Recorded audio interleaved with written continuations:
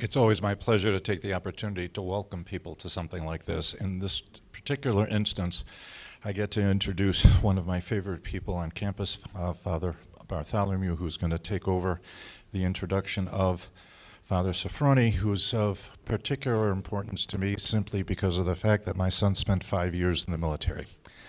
And so your service is one I want you to know, even though you are going to be doing the introduction, that I want you to know that I personally thank you for on behalf of the Orthodox and of our country for what you're doing. We really do appreciate it. Father Mercado. Thank you very much, Mr. Cantonis. I think all too often, when we think about ordained ministry, we kind of keep it in this siloed state where we don't really think about the wider ministries that ordained persons, especially in the Orthodox Church, can provide for the faithful. And oftentimes, far too often, we overlook military chaplaincy. And so it's a special privilege for us to have Father Sophronios here this evening, who is a candidate in the military chaplain program. He started this some years ago, and he currently has, I think you said 700. Your chaplain group is 700, covers 700 soldiers, which is a tremendous pastoral responsibility. But to give you a little bit of background as to who Father Sophronios is, he graduated from Holy Cross in 2020 with a Master of Divinity and a Master of Theology. And he concentrated his Master of Theology in church history. He also received earned a certificate in religion and conflict transformation from the Boston Theological Institute. After graduating, he was ordained a hierodeacon by the hand of His Eminence Archbishop Elpidophoros of America, and he spent a year in Greece to improve his Greek language skills. Simultaneously, he began doctoral studies at the Aristotle University of Thessaloniki. After his return from Greece, His Eminence Archbishop Elpidophoros appointed Father Sophronios as the director of the Registry Department of the Greek Orthodox Archdiocese. He was subsequently ordained to the Holy Priesthood and assigned as the Proistamenos of St. George Greek Orthodox Church in Midtown Manhattan. He also serves as the chaplain of the St. Paul Chapel at the Archdiocese. And of course, as you well know from the introduction and also from chapel earlier this evening, Father Sophronios serves in the Army Reserve at Fort Todd in New York City.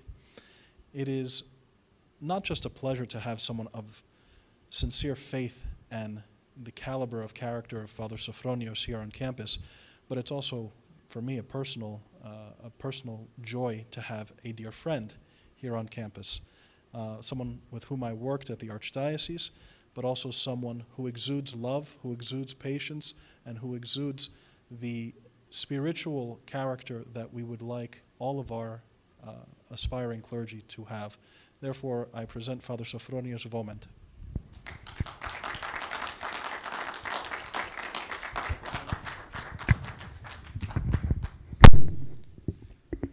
Thank you for your introductions, both of you. Thank you, President Condonis, for allowing me to be here and to visit. Father Bartholomew for setting this up, along with Presbyteria Crisula, and of course, the blessing of the Archbishop. It's such a great excitement and joy to be back at the school where I was trained and to come back and to see the same people, some growing up, new people coming in, and to see how our tradition is being carried forward in our faith. It's a beautiful thing that what's going on at this place. It's a holy place, it's a great place, it's a transformative place, and it prepares you for life and service for the church. So it's always with great excitement, especially standing at the Holy Altar again at tonight's Compline service with great excitement and with great joy that you can come back to this place. And thank you for all the introductions. So just a little bit personal story because how it relates, how I got into military chaplaincy. As Father Bartholomew briefly mentioned, sometimes when you start thinking about your church, your future, the fear of perhaps just being put into a box as a parish priest, a Monday through Friday service with a weekend service, can sometimes be scary and sometimes be limiting in thought. And I wanted to do something else as well on the side, not because that is the standard is not good enough, but because there's a certain excitement, a certain challenge when you become more well-rounded to go out, to do a certain work of the Lord, and to do it also with excitement and with a deeper ministry. And as I was sitting here at Holy Cross, we had a military chaplain. So it's funny for me to be here again as a chaplain candidate. And he spoke about the services of the church and how the church boundary sometimes is more than what we think of. And he spoke about how military chaplain kind of relates to the missionary work, the youth work of the church, whereas the majority of youth, they go into military, a lot of them, but also about the missionary aspect of ministry chaplain, how you will go into the field, how you relate to people, but a diverse group of people and people from all backgrounds. I think that really inspired me, as well as another professor that I asked, and they said, if you wanted to do a ministry more differently, you have to be more creative about what you're doing. And that's why I look more into other kinds of ministry and not necessarily always the standard. And it is with great joy that I entered into it, and I did it now for a good 2 years while I was studying and shortly after. And there's a certain flexibility, and I'll go into it more about the various ways you can serve, but that there is more to service, and you can find more ways and more channels and venues to serve our good God, our faith, and do it also with our country in this instance as a chaplain in the military. So as a military chaplain, especially when you are right now in studies, you can come in as a chaplaincy candidate. That's what I did. And you enter into it you get commissioned as an officer. It's kind of like sworn in or ordained in our terminology into an officer position. Why? Because the chaplain is very unique in the military. You become a character, you become, so to say, a role model. You have to uphold morale, which is very important as you see what's going on in the group, in the battalion. Morale is one of the most important things, because if that decreases, you really have a weird environment. But then, and this is what probably is the most important, is you become a person of high confidentiality. You have to pass a lot of security clearances, but also your character have to be one where people would like to come to you and share with them everything. As many professions, at a certain point, when something is shared with you, you have to stop what is being shared with you and report it. But in the military, even something as drastic as an assault or a desire, I don't want to say this, but to kill or something, could be shared with the chaplain in all confidence. And that's what makes the chaplain unique, and that's why commanders want to have chaplains in their battalion, because you can be that person that you can deal with the very tough things and these very difficult issues. It can backfire, but if you're trained well and you understand that people who come to you want to be healed or they want to deal with it, you can guide them in the right direction. I'll go more into that in a bit, but just the role of confidentiality, your role as an advisor to the battalion or the commander, and your role as a morale commander or morale builder is what makes this position unique and important. And that's why we still have chaplaincy in the military today. But in the military, if you come in as a priest, you remain an Orthodox priest. And that what makes it a little bit more unique. You wear maybe different clothing, but your role as a priest remains the same. You do minister to your own in terms of sacraments, but your ministry also goes beyond just your own. And that's what makes it a little bit more interesting, because you become flexible. You learn how to deal with people with various backgrounds, social class, with different levels of understanding of God or the faith, sometimes no faith at all. And you get to deal with various people of various levels. And you become still an Orthodox priest, but in a way where you can serve to a multitude of people and try to talk to them to see where they are. And people will also come to you, soldiers of various backgrounds and with various struggles, not necessarily all theological at first. It could be financial, stress, relational, psychological. And you will also work with a team to delegate them to the right place. If it's financial, you can delegate them to a financial team. If it is something so deep psychological, to have the training that you will receive, and I'll go more into the training, to also perhaps send him to the right theological place if that is needed. So there's also a certain respect. You would be surprised, because sometimes in the secular field, to see a priest, there's like a mixed feelings. But in the military, you have a certain respect still for the priest or the chaplain, because death is closer, difficulty is more closer, and to understand that there must be a life beyond it is much more harder, or much more closer to the hearts of the man and woman in uniform. And that's why they see the priest or the pastor or the person there as their connection to God. So they have a high reverence, actually, and not just among the soldiers, but among your fellow chaplains as an Orthodox priest. And I spoke about this before. is you become a little bit unique because you're not necessarily Roman Catholic, and there's always a little bit of fear of, can we go to a Roman Catholic individual, or are you neither maybe non-denominational Protestants? But there's a certain respect because we are trained, and I've heard this from multiple other chaplains, they have always a certain respect for Orthodox Christians because we are trained very deep in our theology, in our history, in our tradition, and we can offer something that goes maybe beyond of personal experiences or personal ideas, but we can offer them something that is very wide, very deep, and a very rich tradition, but that makes you a little bit more unique in that role. And that's why sometimes you will have multiple people more comfortable to speak to you about things. Even some people of other denominations, sometimes Muslims or sometimes Jews, when they feel like you have a certain quality that connects them to one another. Among those things is you will have to be a little bit flexible in your ministry. You have to be okay with praying with people with various backgrounds, or to bring them to or meet them where they are for their faith level. Maybe they just believe in a higher power. Maybe they may believe, but you have to get them to the place, at least meet them where they are. And to bring them a little bit closer to the extent of their willing to God. But that makes you a little bit unique in your role. It doesn't mean that in your sermons, in your ministry, you cannot speak the name of Christ, or you can't give a sermon that is biblical or faith-centered, but it means that you will have to also delegate things to the right group. If there are individuals who wanted to adhere to the Islamic tradition or the or of another Christian Buddhist tradition, you would set worship groups for them. So you become flexible in that you set it up for them. You become an administrator, an advisor to the battalion, and make sure the morale is led. But you can also offer to your own deep faith. Obviously, in America, the majority are Christians, and so therefore you become a little bit more of a person you can talk to with a wide variety of individuals. In our case, as ordained ministers, for example, you become highly required. Why? Because you do need to give the sacrament. They do want to have individuals that can offer the specific needs to specific groups. We have 1% perhaps in the army, for example, as Orthodox Christians, so you want to have 1% of all chaplains to be able to represent or to serve them. So if you have 600 chaplains in your whole army, you want to have 1%, which is 6 chaplains. And right now we actually have a need. So you can also, there's 2 different kinds of services. You probably heard the terms reserve and active. So when you're reserve, you have a certain flexibility. You have a certain flexibility in that you have to train, for example, or drill once a weekend and 2 weeks in the summer.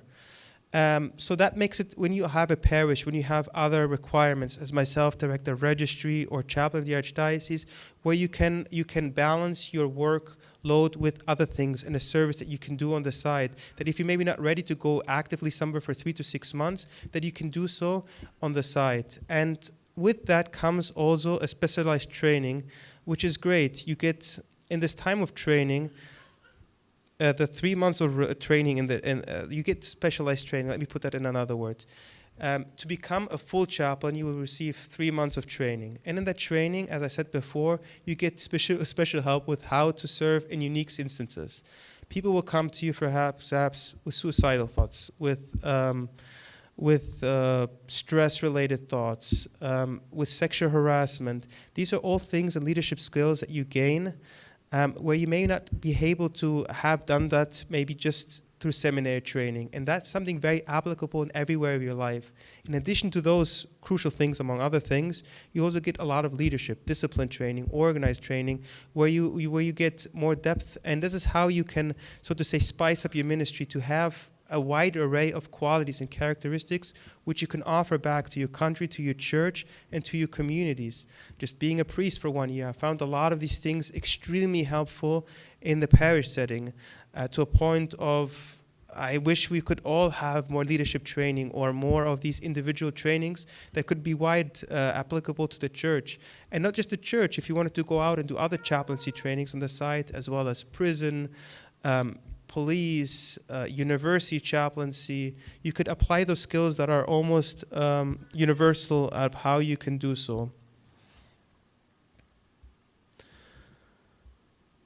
There is also the quality of, as I was mentioning, training, that the training is a 3 months training where you get professional as well as officer skills as well as professionalism. and how to work and interact in various environments. Why? Because you'll be starting to be teaching also how to deal and how to guide individuals in certain instances. A big one is, for example, sexual harassment. That the skills that you train is actually a lot of how to train individuals to prevent it, to report it, but which also becomes very applicable in everything we do, where you can have more awareness and more training and more skills on how to guide individuals in this phase, as well as with, how much do you learn about how to guide individuals in terms of how to delegate them with suicidal thoughts? As a chaplain, when people come to you with all kinds of needs, and it's 100% confidential, but if they come to you with that need, they're already in a place where they want to be helped. So you learn also some of the traits and the skills, how to get them to the next level of help without really abandoning them at any moment of time. Why? Because it becomes almost crucial that you stick with them. These are sometimes skills, as I was mentioning, that you may not learn maybe in a very traditional setting, and that's why it becomes much more relevant and useful. It becomes a very useful skill to have as a priest, as a minister, as a chaplain, and whatever you do in life, and it becomes very universal.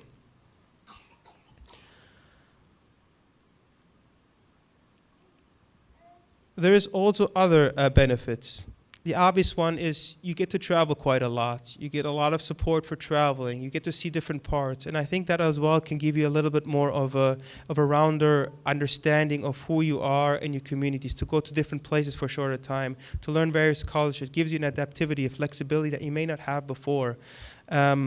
So that is one of the bigger impacts, and many times why reason people are joining the military.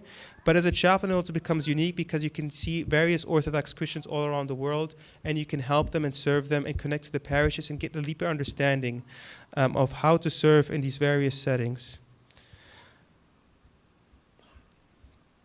Among other things is also your relationship to the church. Sometimes when you think of military chaplains, you may think that you have to go into a gun or go out and do things. You're still respected as an Orthodox Christian. And every chaplain actually has a chaplain assistant who has military training, weapon training, or combat training. But you yourselves as a military chaplain would actually not have to shoot anybody, because no chaplain has to. You're kind of classified like a doctor, like a Red Cross individual, where your role is more of a supportive role. But it doesn't mean that your role is not essential for the morale or for the units. But you have somebody else who will be able to set up, and you can guide and help you with the worship or with the setup. But you have become the head of all religious advising and of all structure and of protocol recreation and of trying to keep the units in a way where they have their spiritual needs fulfilled, which becomes very, very essential, especially in places where you deal with death, where you deal with feelings of abandonment, family loss, or all these very difficult things that you will deal with in life, probably not the most difficult, but then you become the person who can share the love of God, can share spirituality, becomes so important for them. And it's a point in their life where they become very open to these things. Maybe if you have everything set in life, it becomes difficult, but when you are having these difficult things, your desire or your ability to get closer to God or wanting to hear something spiritual perhaps becomes much more receptive than, for example, somebody who has it all together. And I think that's where maybe our calling as priests, as chaplains, is so essential, because you are going to the place where they need someone rather than being in your comfort zone. You become somebody who goes above and beyond to serve Christ's flock or Christ's creation, and to a place where you are there for them and they have a person to be there. I have not been in the active ministry, but I've heard from others who have in the active of how important it is to be with a unit, and how the bond becomes much closer, and how you are seen as, so to say, the connector of God. Not that you should have that in your mind yourself, but you want to connect others to God. But they see you as such, and it becomes an important role to bring people to God and to keep them rooted in God in such difficult times. All the relationship to the church, you have to get endorsed by, for example, the endorser, which is Father Bill Bartz, but also by your bishop or your metropolitan or the archbishop, however the case it is. But your relationship doesn't change. You still belong to the archdiocese. You still belong to the church. And if you can't move or go somewhere into active duty at a point, it still goes to the channels of the bishop and then the endorser. So there is a flexibility, but you don't necessarily have to go every time out with a unit in terms of how it is with the army. So you still have your relationship to the church in the reserves, or when you want to go active, to have a period of time where you could consider yourselves going out into the field and coming back with it. So there's three more actually, main parts of it. The mission and the youth ministry part. I brought this up before, is there's a lot of youth, and a lot of them have never had any maybe deep understanding of God or spirituality in the homes where they raised it up. And you being there as the person, the representative of the church, of the representative of spirituality of God, they have a linking point. So it becomes almost one of the, probably not the biggest youth ministry there exists, because a lot of younger people go to the military and they're not sure at first, but then having a priest there or a chaplain there can get them to know God and to understand God more. And there's a certain reverence and a certain spirituality that I was surprised myself having found it, especially among those who are more closer to combat, and how they're much more open to the spiritual life, that you would be very surprised, like I was myself, when I saw how hungry they were or how desiring they are for the spiritual life.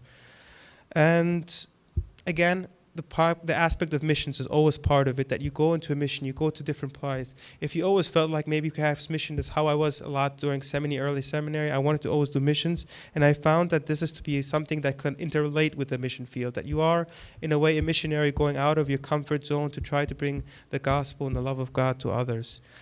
And there's two more things. The idea of challenge. I think sometimes people are run by the desire to find something that is more challenging. And it is something that challenges you. It challenges your body, it challenges your psychology, it challenges everything you are to be able to go above and beyond. Some people have that as a drive. I find myself that I really like this, to hear always this idea of doing something that is not the norm and trying to always go above and beyond. And that is a little bit of a challenging ministry. And I think that makes it a little bit more rewarding, because you can go off your comfort zone. You can deal with something more real, more deeper. And there's always that element of reason why people are joining, is because of that love of challenge and going deeper. And lastly, and I kept it purposely lastly, because I didn't want this to be the reason to join it, but there's also financial benefit, obviously, that during the training you get paid. As you enter it, especially if you enter it now, you are entering it, for example, in university or during master divinity studies, you are put into a pay grade that is an officer pay grade, and the longer you stay in, the more it accelerates or the more it increases. And during your training, the weekend drilling, the weeks in the summer, the drilling that you receive, so you get trained and paid at the same time, which is a benefit. I didn't want to make this at the very top of the things, because I think the first call should be, you should do this for the ministry, for your love of God, for your love of country, for your love of service. But there is that beneficial part of the finance, and there's also the part of medical benefits that are being now given even to reservists. So if you're thinking about maybe doing this and having medical benefit on the side, that's something that is also being offered now. And as I've been told to other sources, there's also a 10,000 sign-up bonus for the Air Force and the Army, if you consider that. And the years, as I said, do lock in, and it increases the more you're into it. So there is a benefit of going earlier in, because the pay increases. But I purposely kept it at the end, as I said, because I didn't want this to be the drive. That the drive is always, as we do everything in the church, is always to be first and foremost to serve Christ, to serve the church, and to have that as our primary drive for all we do. And I do think military chaplaincy is a great ministry. It's a great ministry to go out of your comfort zone. It's a great ministry where you can learn, where you can be challenged, where you can be trained in difficult things that you may not have even thought you could deal with, and how it carries over to every aspect of your life as a priest or as a minister for the church, whether it's in leadership, whether it's in administration, whether it's in pastoral care, whether it is in training for individual cases, and just a general morale support builder who understands that how organizations work or how groups of people work, and always be able to build a community and to solve problems, which is a very detrimental and essential aspect, even as a parish priest or in anything that you do. So look into it. If you have more questions, I think the contact information is online. If you're, I'm with Army, of course, but there's the Navy, the Air Force. There's slight variations. If you wanted to look more into it, the chaplaincy candidate, you can reach out to me. You can reach out to Father Bartholomew, and we can contact you to the right sources. And even while you study, I think it's an extra benefit that you can gain yourself. It's an extra thing that you can add under your belt to say, you know, I can serve in diverse groups, diverse roles, and I'm not just boxed into one service. And it's a beautiful thing to be able to go out and do different things. So thank you for being here. Thank you again, President Cantones, Father Bartholomew, Presbytera, Crisula, for setting this up, and the blessing of the Archbishop, of course. And keep me in your prayers in everything that you do. And good luck with your studies and for everything.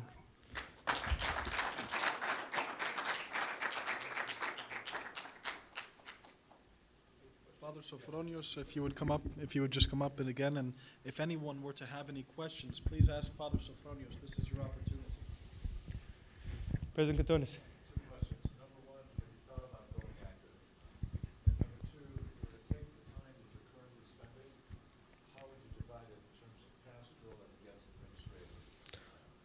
Two very good questions. I have thought a lot about active, and I want to do it, but currently, because I think my parish needs to be built up, I'm the prostaminus there to build it up a little bit, because active would take me 3 to 6 months away from it. So maybe in a year from now, once a parish is more established, that I would like to do very early on 1 to 2 tours, because of what I've heard, what I've seen, and how detrimental it is for the ministry. And time-wise, they're actually flexible, especially when you're chaplain candidate, when you're still in school, because I still do my PhD. So in my case, I am doing almost 80 to 90% pastoral, because I'm checking up on the 700 soldiers. That was a task given to me. So it's a beautiful thing, because I'm doing a lot of pastoral things. Later on, I heard as you move up the ranks, you will be doing much more administrative. But I'm enjoying currently the pastoral part. But they're flexible with your needs. They know I have different things I'm doing currently.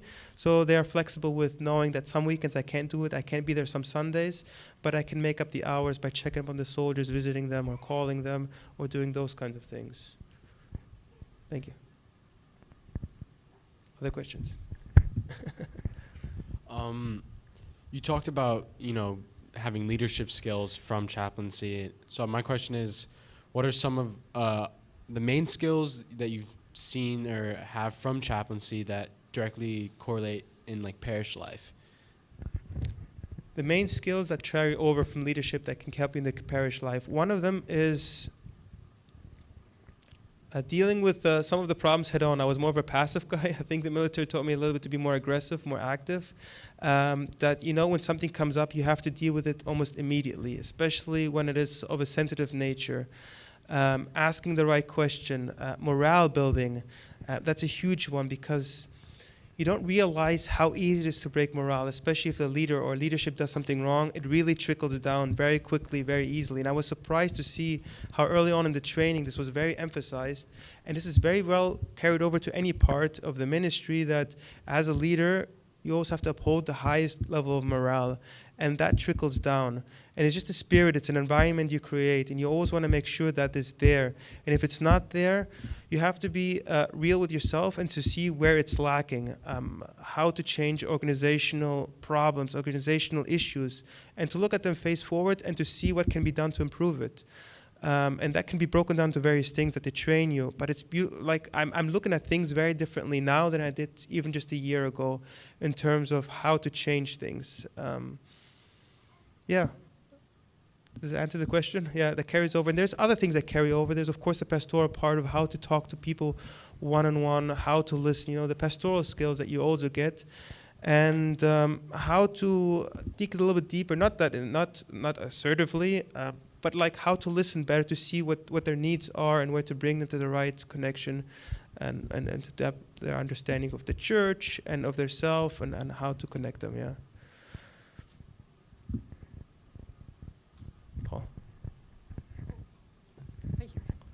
What are some things that you've learned so far that would be helpful for parish priests to know, whether that's way to support the military or chaplains, or even points of emphasis in pastoral care that would be helpful to know in a parish setting? Perhaps one of the biggest things, and I noticed that because I kept looking around myself, is we have sometimes a diminishing number of parishioners, of youth, and I think with the military chaplaincy, what is nice is I try to go out of my comfort zone to see the soldiers where they are, to meet them. It's a little bit uncomfortable at first, and we maybe not so much, as an orthodoxy, used to maybe going out. We like to be a little bit clothed in or locked in. But even now in Midtown New York, my first thought was there's a jail where there's no military, there's no Orthodox representative, even though we have a lot of people there. There's a school down the road. There's multiple schools, and those are the solution to our growth, like our lacking number. But perhaps we need to become much more aggressive, not in a sense of like into your face aggressive, but just putting ourselves out there, to meeting them where they are, to reaching out, and it goes hand in hand with our missionary calling, right? Our calling as we are still evangelists in the sense of that we carry the apostolic teaching, which is to go to the places where people are needed and to present their faith in it as well. Not always to be locked in, but to be a little bit more going out. And I think that carries over very well in terms of how to do it. And also, secondly, how to create an environment, as I was mentioning before, that is positively uplifting. And I'm not speaking just positively in the terms of emotional sense, but spiritually, in that everything is that no people are being cared for, and things are taken care of, and things are orderly done. And I think it's just an environment where you can go in the church specifically, where you create such an environment and people are happy and feel safe and secure at every time. And I think that's also what the military also teaches you a lot, especially, sometimes I hate to sometimes bring it up, but sexual harassment is a real problem. And to always have dealt with it in a very directly way, that everybody's always safe and everybody's always happy and comfortable. And it's something that carries over into every aspect. Can you explain us a little bit about the system being in reserve and being active? So if you have to become active at some point or not, or if you become active, are you going to be deployed, or are you going to stay in the United States? How does that work, generally speaking? A little bit of detail. And the last question is, how can you handle the sensitive thing of interreligious prayer and relationships? Okay. Thank you. So first of all, the difference between active and reserve even differs among branches. But for the Army, I think the Navy, you stay in reserve. If you want to become active, you can become active. And when you become active, you usually deploy with a unit. You can go to a place, but you also have the choice not to if you're not able to at the time. That is kind of the unique things as a chaplain. I do think if you want to go into reserves, you could do that as a side if you wanted to build yourself, to serve and to prepare yourself. But it would be good for some periods, for 3 to 6 months, to deploy with it, because you get deeper experiences and deeper levels of understanding. But as a reservist, you can stay in the reservist as long as you want, and the reservist requires you to do a week in the month, 2 weeks in the summer, and that is a little bit, you can modify it a little bit. You be flexible with your schedule. And that is a little bit what is required in terms of reservists. In active, you would be like an active full-time job where you'll be sent somewhere and you would be given administrative, pastoral skills. And what was your second question? Interreligious. Oh, interreligious. I mean, prayer and relationship. I wouldn't pray, for example. I would set up prayer groups. I would find who is the leader among a group of Muslims who could lead the prayers, and I would set up their religious group and whatever they need, for example. But I wouldn't necessarily lead their worship. I would lead the only worship for Orthodox Christians. But if somebody, for example, wanted to pray, it then becomes a little bit more, you see where they're at and what faith it is, and you can maybe even connect them to the right chaplain if so. But if they are maybe just coming to you, and a lot of times they're coming to you just with problems, not necessarily with the desire to pray first, and then you can delegate them to the right individual, or you can listen to them and just do it more of a pastoral, listening, counseling session. So you have that flexibility, and it depends on where you are and what team you're working with and which chaplains you're working with in your team and how you can delegate it. Other questions? Common. Yeah. What is one of the most rewarding things you have found in chaplaincy? One of the most rewarding things in chaplaincy, I think, is sometimes people are much more receptive to spirituality, to hearing about Christianity in my case, and to God in general that they don't have when they are living the day-to-day life, the distractions, because they're a little bit taken away from all these things. And it's an opportunity for you to really to share something deeper with the faith that we have, get to know the person, but also to help them as well in their spiritual life. And you can see transformations in people's life. If you offer them something that's good, something that's balanced, something that's sound, in the cases where you can, if it's a spiritual problem, to help them to get deeper in their spiritual life, to see maybe they're attaining more peace, more comfort, more of being able to deal with life. I think that's one of the most rewarding things. And I think that's really what it comes down to. It's that you can help people to get closer to God. And they're in a place, in an environment where they are a little bit more susceptible to become closer to God than in anywhere else. And seeing the transformation is one of the most beautiful things that you can see. Somebody who first was anxious, depressed, or whatever, and you can see them going towards the proper path. It doesn't mean that if there's a biological problem, you can't send them to somewhere to take medication, but still support them spiritually and being there for them. That goes hand in hand.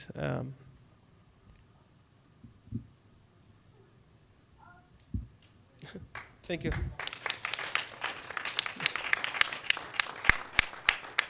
And provided it's okay with Father Sophronios, if you have any other questions stemming from this conversation or any additional information you would like on the chaplaincy program, whether it be the Army chaplaincy or another chaplaincy program you might be interested in, or you just have additional questions about, if I could share your contact information with the students, feel free to reach out to me, or you can even ask Father Sophronios now.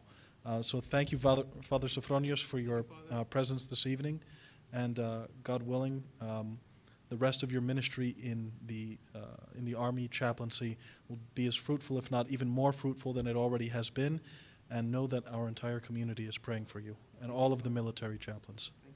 Thank you.